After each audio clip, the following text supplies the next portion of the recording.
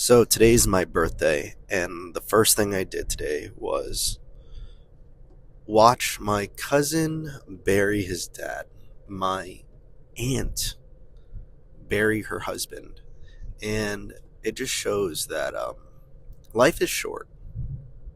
Life is very short, and again, it goes into everything else. Like, you got to have more to life than just work. You have to be more than just whatever you are at your job.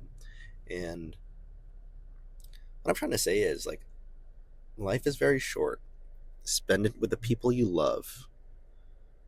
Enjoy the time that you have here, because it's you don't know how much time you have. And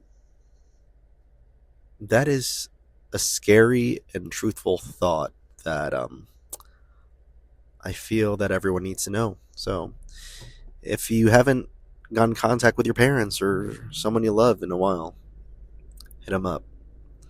Let them know that you appreciate them and you love them. And that's all I ask for my birthday.